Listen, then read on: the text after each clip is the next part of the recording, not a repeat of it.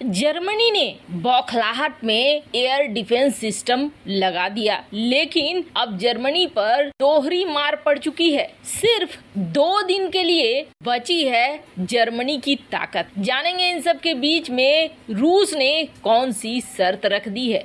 बड़ा बवाल मचा हुआ है। आइए जानते हैं इन खबरों को विस्तार से। G7 देशों की पास गुहार लगाने के लिए यूक्रेन गया था, ये तो हमने आपको बताया ही था। लेकिन उस वक्त G7 देशों ने कुछ भी नहीं कहा जब इन्होंने एयर शील्ड बनाने की मांग की थी अपने यूक्रेन के ऊपर। लेकिन लगातार मिसाइलों की बारिश हो रही थी और इन मिसाइलों से बचने के लिए हर हाल में मिसाइल डिफेंस सिस्टम चाहिए था यूक्रेन को। अब यूक्रेन ने आज से नहीं बल्कि काफी पहले से ही, जब ये जंग शुरू हुई थी तब से ही जर्मनी से मांग रहा था कि आप हमें एयर डिफेंस सिस्टम दो। लेकिन जर्मनी एयर डिफेंस सिस्टम देने में देर कर रहा था। जर्मनी रूस के साथ पंगे नहीं लेना चाहता था। पहले तो जर्मनी ने ये कहा था कि वो इकोनॉमिक मदद करेगा लेकिन हथियारों से कोई मदद नहीं करेगा। लेकिन जैसे जैसे युद्ध शुरू होने लगा, अमेरिका की दबाव की वजह से हो या फिर किसी और कारण से हो, धीरे धीरे जर्मनी हथियारों का सप्लाई करने लगा। शुरुआती दौर में जर्मनी और फ्रांस ने कोशिश की थी, जिसके लिए इन्होंने पुतिन से मीटिंग भी की थी। हालांकि ये मीटिंग काफी लंबी टेबल पर हुई थी,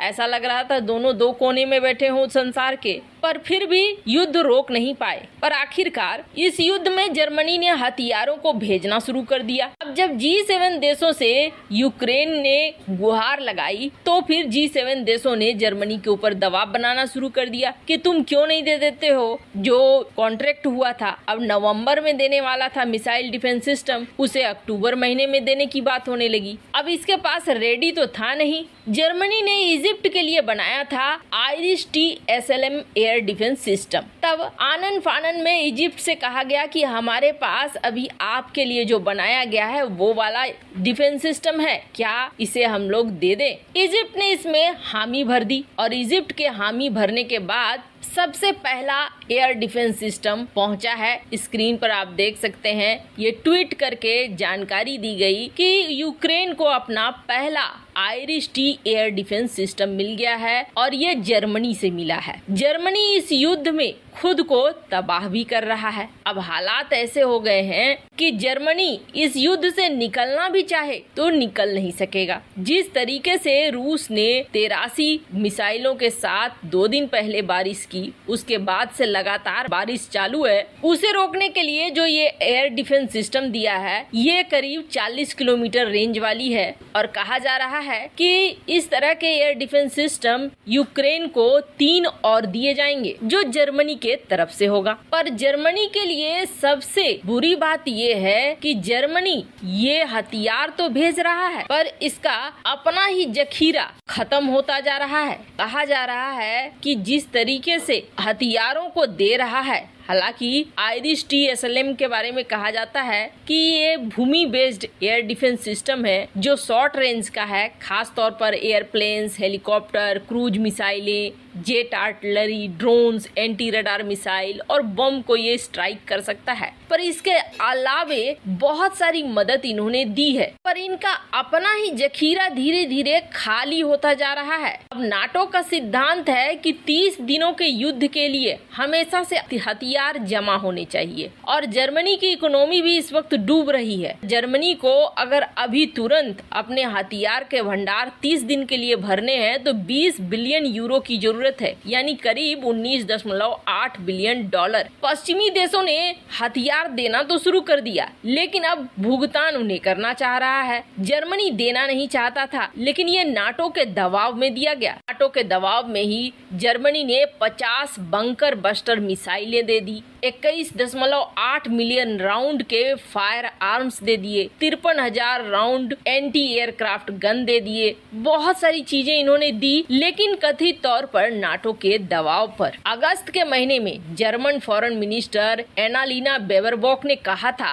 कि जर्मनी और ज्यादा हथियारों को नहीं दे सकता है क्योंकि इसका भंडार खत्म हो रहा है। और ठीक उसी समय यूक्रेन के फॉरेन मिनिस्टर दिमित्री कुलेबा ने भी कहा था कि सितंबर महीने महीने में जब इन्होंने जर्मनी से मांगा था लियोपार्ड टैंक, तब इन्होंने मना कर दिया था। पर अब मजबूर होकर जर्मनी को देना तो पड़ रहा है, लेकिन जर्मनी को ये बहुत भारी पड़ गया है सौदा, क्योंकि अभी तक नॉर्थ स्ट्रीम 2 की बात हो रही थी जो डैमेज हुआ है। हमने आपको दिखाया था अचानक से ब्लैक सी के आसपास इस तरीके के बबल्स निकलने शुरू हो गए, तो पता चला कि नॉर्थ स्ट्रीम 2 और नॉर्थ स्ट्रीम 1 दोनों में ही डैमेज हो गया है और गैस का रिसाव हो रहा है, जिसकी वजह से बंद कर दिया गया है नॉर्थ स्ट्रीम 2 को। अब नॉर्थ स्ट्रीम 2 का मामला अभी चल ही रहा है। 3-4 देश मिलकर ढूंढ रहे हैं कि किसने इस पर हमला किया। रूस कह रहा है कि हम इतने बेवकूफ नहीं हैं कि अपनी इस गैस पाइपलाइन को डैमेज करेंगे, ये हमला किया है अमेरिका ने। और अमेरिका और यूरोप के देश बोल रहे हैं कि नहीं, ये रूस ने किया है ताकि यूरोप में गैस न जाए। अब दोनों ही कंडीशन को देखेंगे तो दोनों ही अपनी अपनी जगह सही नजर आ रहे हैं। अमेरिका डैमेज कर सकता है ये सोचकर कि यूरोप को न तो गैस मिलेगा और न यूरोप ब्लैकमेल होगा। वहीं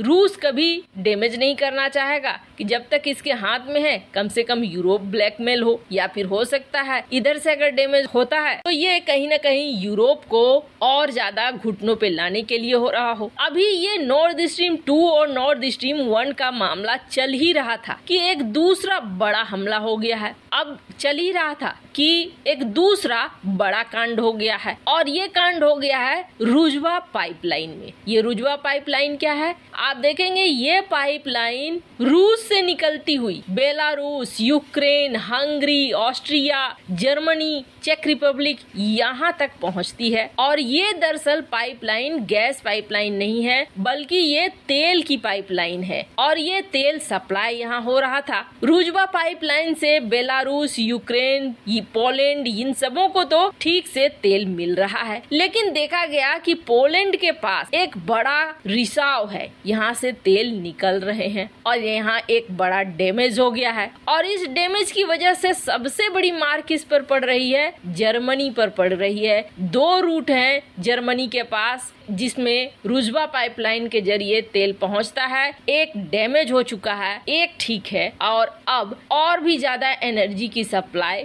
कम हो रही है जर्मनी की। जैसे जैसे एनर्जी सप्लाई कम होगी वैसे वैसे बौखलाहट बढ़ेगी। हालांकि इन सब के बीच में रूस ने एक शर्त रख दी है। रूस ने ये कहा है कि ये जो नॉर्थ स्ट्रीम 2 और 1 डैमेज हुआ है इसे हम रिपेयर कर सकते हैं, लेकिन अब ये रिपेयर यूरोप करवाना चाहता है या नहीं करवाना चाहता है ये यूरोप के हाथ में है। ये डायरेक्ट पुतिन ने कहा है। इसका मतलब ये हो गया कि यूरोप अगर ये सारी चीजें ठीक करवाना चाहता है तो प्रतिबंधों में ढील दे और इस युद्ध से थोड़ा दूरी बनाए रखे। इस तरह की कोई शर्त हो सकती है आगे। वैसे इन सब मामले में आपकी क्या राय है, कमेंट कर जरूर बताएं।